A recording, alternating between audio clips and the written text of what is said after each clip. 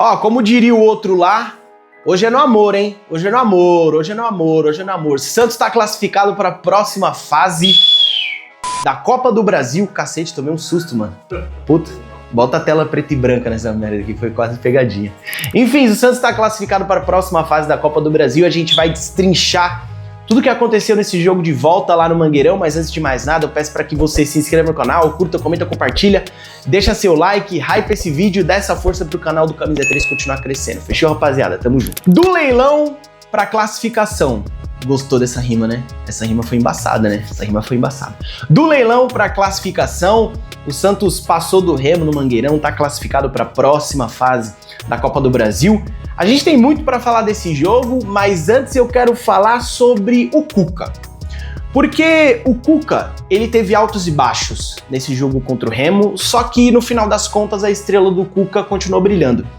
O Cuca ele foi muito criticado nas últimas partidas do Santos dentro da Vila Belmiro contra a Chapecoense, contra o próprio Remo também, em que o Cuca ele tentou ser um pouco mais ofensivo, escalando 5 jogadores de frente, o Neymar, o Gabigol, o Barreal, o Roleiser e o Gabriel Bontempo, colocando um volante só à frente da zaga, só que nitidamente em ambos os jogos o Santos ficou muito espaçado, o Santos ficou sem sustentação alguma, o Santos deu muitas brechas para os times adversários, e eu falei aqui nos vídeos passados de que o Cuca ele teria que olhar para trás para ver o que tinha funcionado nos bons jogos que o Santos fez desde que ele voltou ao time do Santos. E o Cuca ontem, na escalação que ele mandou a campo, ele veio com o João Schmidt ao lado do Oliva. E ficou nítido desde o início do jogo que o Santos ele cederia muito menos espaços ao Remo do que cedeu no primeiro jogo. Aí alguém pode vir e falar assim, mas não cedeu espaços porque o Remo é um time ruim, o Remo é um time limitado. De fato, o Remo é um time ruim e limitado. Só que na Vila Belmiro os caras tiveram muito espaço para jogar.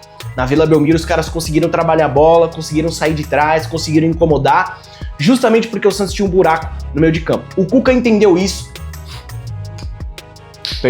Cuca entendeu isso, voltou atrás, colocou o João Schmidt ao lado do Christian Oliva. E no primeiro tempo, o Cuca ter feito essa mudança deu certo. O Santos não foi tão espaçado como foi nos últimos jogos. O João Schmidt conseguiu dar uma sustentação maior no meio de campo do Santos. Eu sei que muita gente é contra a escalação do João Schmidt. Eu sou a favor. Para mim, a dupla de volantes do Santos tem que ser João Schmidt e Christian Oliva. Já falei isso aqui e vou repetir. E deu certo. Deu certo o que o Cuca tentou fazer, trazendo o João Schmidt de volta ao time do Santos, de volta à equipe titular. Outra coisa que o Cuca fez que deu certo, que muita gente torceu o nariz, mas a gente tem que dar a mão à palmatória. O Cuca ele veio pro jogo com o Cabalheiro.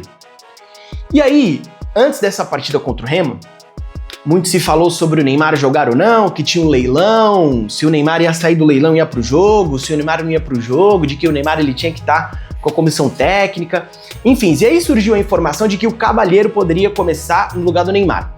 E muita gente torceu o nariz e ficou confusa com essa escolha do Cuca. Só que pra mim, quando ele escolhe o Cabalheiro, fica muito claro o que o Cuca tentaria fazer. Ficou nítido, ficou claro. O Cuca colocou o Cabalheiro na direita, no caso, na esquerda do ataque do Santos, direita da defesa do Remo, primeiro porque o lado em que o Remo cria mais chances de perigo, o lado onde o Remo cria suas principais chances e criou a maioria dos seus gols foi pelo lado direito. Segundo que o Cabalheiro ele iria ser a válvula de escape do Santos. Quando o Cuca ele deixa no ar que iria colocar o Cabalheiro na equipe titular, ficou muito claro que o Santos daria a bola para o Remo e sairia no contra-ataque. Enfim. E aí, a gente vai para o jogo, o Santos ele teve algumas mudanças no gol brasão, na direita uma dessas mudanças o Gabriel Menino na vaga do Igor Vinícius, que não foi para esse jogo.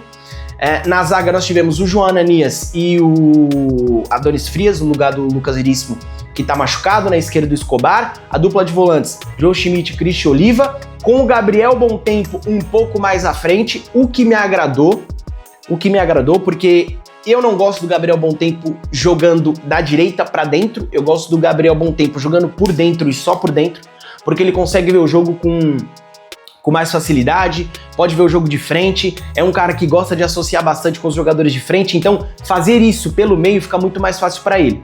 De um lado o Cavaleiro, do outro o Barreal e lá na frente o Gabigol. E foi um início de primeiro tempo complicado para o Santos, porque o clima lá em Belém, ele é um clima diferente, o estádio lotado, o gramado do Mangueirão, um gramado muito ruim, um gramado muito fofo. A todo momento você podia ver jogadores, tanto do Santos quanto do Remo, escorregando, caindo, não conseguindo dar continuidade às jogadas. E foi um início de primeiro tempo difícil para o Santos, porque até então o jogo estava parelho, porque o Santos fazia um jogo ruim, um jogo burocrático. O Santos não cedia chances ao Remo, o Remo não tinha tantos espaços para criar como teve na Vila, mas ainda assim conseguia chegar ao campo do Santos, conseguia trocar alguns passes, enfim. E o Santos, ele fazia um jogo burocrático tanto defensivamente quanto ofensivamente. Por que eu digo ofensivamente? Porque o Santos errava muito, o Santos estava errando muitos passes no último terço, o Gabriel Bontempo estava errando lances que ele não erra, estava com dificuldade de dar prosseguimento em algumas jogadas, só que, como eu falei, a estrela do Cuca brilhou.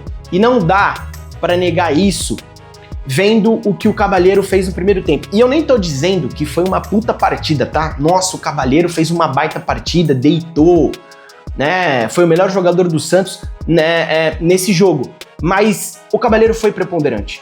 A melhor chance do Santos saiu com o Cavaleiro. E eu nem vou falar muito do Cavaleiro aqui, porque eu vou fazer um outro vídeo sobre o Cavaleiro. Eu acho que eu vou ser o primeiro influencer que fala do Santos a fazer um vídeo só sobre o Cavaleiro. Eu vou ter essa coragem. Nem vou falar tanto do Cavaleiro aqui.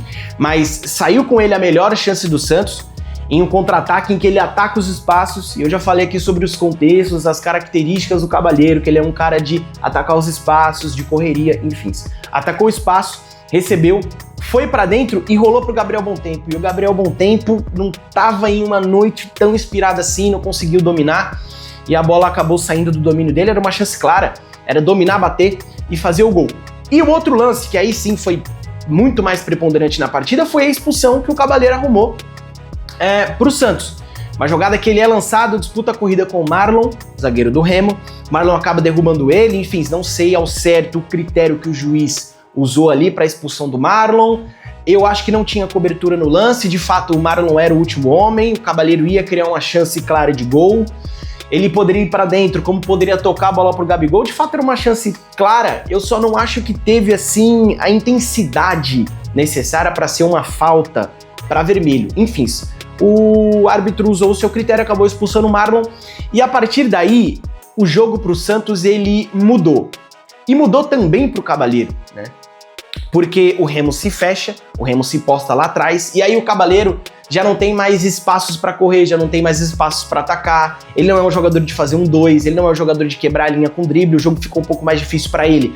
Por isso o Santos atacou pouco pelo lado esquerdo, concentrou o jogo mais pelo lado direito. O Santos tinha que ter trocado passes mais rápidos, eram passes trocados de forma muito lenta. O Santos acelerou o jogo em 2 momentos, depois que o zagueiro do Remo foi expulso, e conseguiu ter chegada lá pelo lado direito com o Gabriel Menino, sempre dando opção, sempre passando no corredor, sempre indo no fundo. E aí veio o intervalo. E ficou claro que o Cuca ele já teria que fazer mudanças para aproveitar o fato do Remo ter um jogador a menos. Eu pensei, bom, ele vai tirar o Cavaleiro, porque o Cavaleiro ele não tem essas características de jogo, de quebrar linha, de associação. Ele vem com o Neymar no lugar do Cavaleiro, ou o Roleiser no lugar do Cavaleiro, e o time vai ser esse. O time vai continuar esse. Inclusive o João Schmidt ele tomou um amarelo no primeiro tempo, mas eu achei que o Cuca não iria tirar o João Schmidt. E aí o Cuca veio com 3 mudanças. Saiu o Gabriel Bontempo, que de fato não estava em uma boa noite, ele não viveu uma grande jornada contra o Remo.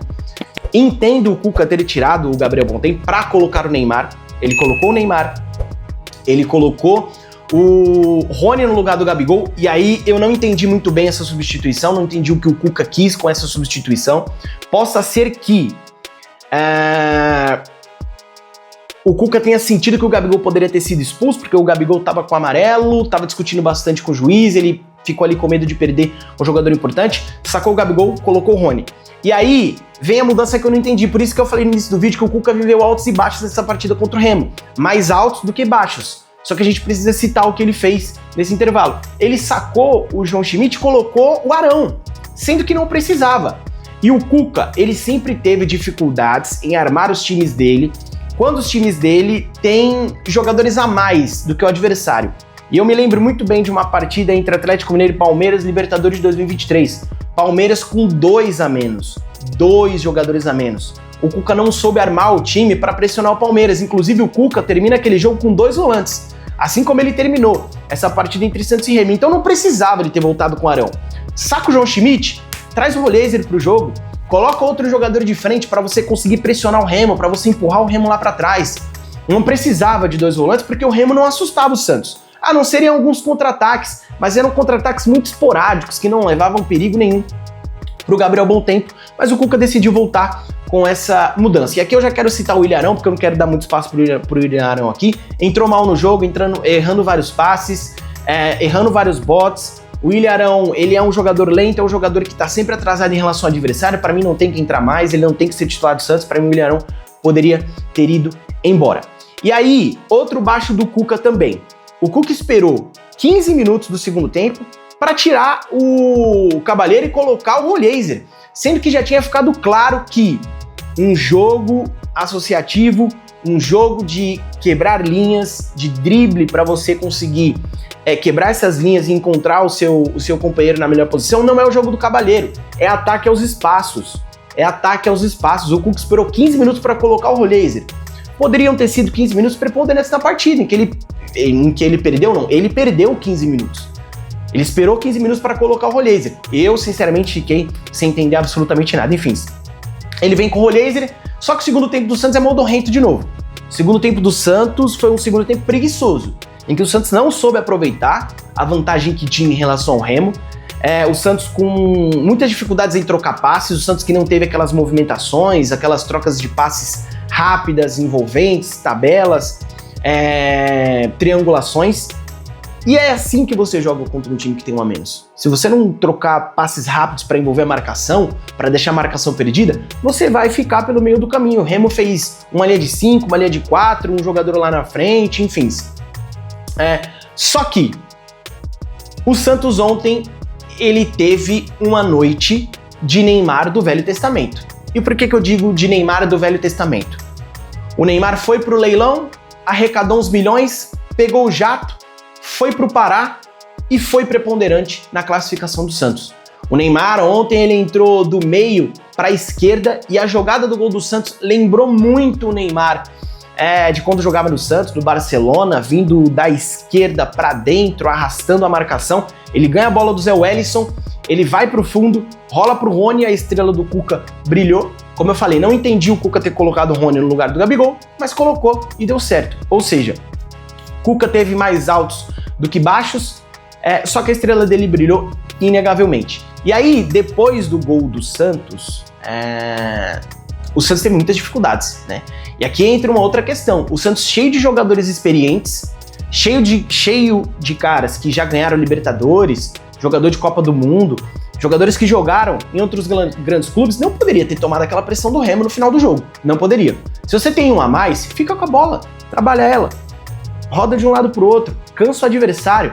Inclusive, fazendo isso, você cria chances de gols. E mesmo assim, mesmo o Santos se postando lá atrás sem necessidade, criou uma chance de gol com o Neymar, que ele recebe na velocidade, sai cara a cara com o goleiro, tentou encobrir, chutou pra fora. Sorte que esse gol não fez falta, porque poucos minutos depois, o Vitor Bueno quase ativa a lei do ex, uma falta que ele cobra na lateral do campo, ele bate com muito veneno, a bola vai na trave, deixa o Brasão meio perdido. O Remo ainda tentou fazer uma pressão ali no Santos, ensaiar uma pressão, acabou que não deu certo essa pressão e o Santos está classificado para a próxima fase da Copa do Brasil depois de 5 anos. Depois de 5 anos o Santos volta às quartas de final da Copa do Brasil. E depois do jogo, depois do jogo não, vou voltar lá no momento do sorteio da Copa do Brasil, em que foi sorteado que o Santos jogaria contra o Remo, e esse seria o confronto. Eu vi muito torcedorzinho do Remo nas redes sociais falando: mas pegamos o Santos, tá tranquilo, pegamos o Santos, dá pra passar. Tiraram o Santos pra bosta, né? Tiraram o Santos pra nada. E aí o Santos vai na casa do Remo, se classifica, e como eu falei, o Neymar viveu uma noite de Neymar do Velho Testamento. Daquele Neymar que jogava com a seleção brasileira lá em Londres, pegava um jato, viajava 12 horas, ia direto pra Santa Catarina pro Orlando Scarpelli, fazia 3 gols no Figueirense e decidia a partida pro Santos. E foi uma noite de Neymar do Velho Testamento. Foi pro leilão, pegou o jato, foi pro Pará, veio pro jogo e decidiu o jogo pro Santos. Ele foi preponderante nessa classificação do Santos. Parabéns ao Neymar. E aqui eu critico quando tem que criticar, elogio quando tem que elogiar. O Neymar merece todos os elogios, porque é isso que eu espero do Neymar. Eu não espero malabarismo, eu não espero drible, eu não espero carretilha, eu não espero chapéu, caneta, não espero nada. Eu espero um Neymar que seja um Neymar que simplifique o jogo, como ele fez ontem em vários momentos da partida, e que decida. Decida fazendo um gol, decida dando assistência. É isso que eu espero do Neymar, e o Neymar foi muito bem no jogo ontem e foi melhor ainda nas respostas às críticas depois do jogo. E depois do jogo teve a Kizumba lá dentro do vestiário, que o Neymar ele provocou membros da comissão técnica do Remo, alguns torcedores ali na entrada dos vestiários, até antes mesmo. Saindo do campo, ele respondeu algumas críticas de alguns torcedores, né? Mandou beijos pra mulher de um torcedor do Remo lá. Neymar Talarico tá na pista, tá? Zoeira, rapaziada. Você não é talarico não, Ney. E ele respondeu a essas críticas. E ele fez muito bem ter respondido essas críticas, e ele fez da forma correta, ele fez do jeito certo. Ganha o jogo, decide. E aí você tá liberado para responder quem você quiser, o Casagrande, a Miri Lacombe, o Neto, o Diabo A4, você pode responder quem você quiser, e ele fez muito certo depois da partida, né? Ali na entrada pro vestiário ele respondeu vários membros da comissão técnica, jogadores, bateu no peito, mostrou o símbolo do Santos. É isso. O que não dá é pro Neymar ficar respondendo o torcedor do Santos depois que perde partida. O que não dá é pro Neymar, dentro de um jogo de Copa do Mundo, o Brasil perdendo de 2-0, fazer o gol, o jogo acabando e provocar o goleiro da Noruega. Isso não dá. Eu não sou de acordo. Mas agora, venceu a partida, decidiu, foi importante? Responde. Dá na lata dos caras, vai dentro dos caras mesmo, responde, fala que os caras tá eliminado, fala que os caras é seu pato, fala que o Remo tá no seu nome, porque tá no nome do Neymar. Lá em 2010 o Santos deu um ataque no Remo também, dentro do Mangueirão, com o Neymar fazendo 2 gols, dando 2 assistências, ontem deu outra assistência também. E é isso, Neymar. Você tá certinho, tem que responder esses caras mesmo. E aí, o presidente do Remo, um tal de Serjão, que eu nunca vi na capa do Kisuko, nem sei quem é, chamou o Neymar de vagabundo, falou que o Neymar é um exemplo pras crianças, não sei o que. Chupa seu trouxa. Eu espero que esse vídeo chegue em você. Chupa seu trouxa. O Neymar ele consegue ser exemplo pras crianças sim, porque ele dá exemplo fora de campo. Um exemplo disso foi o que ele fez antes da partida, lá no leilão beneficente para ajudar o instituto dele que ajuda várias crianças. E chupa porque o seu time tá eliminado e você vai ter que ficar de fora chupando o dedo vendo o Santos na próxima fase da Copa do Brasil. Fechou, rapaziada? Pra você que gosta do conteúdo do Camisa 3, eu não posso deixar de pedir pra você se inscrever no canal, deixar seu like, curtir, comentar, se inscrever no canal, dar uma hypada aí, seguir o Camisa 3 nas redes sociais também, @Camisa3Oficial. Dá essa força pra que a gente continue crescendo e levando o Santos adiante. Fechou? Tamo junto. Bom.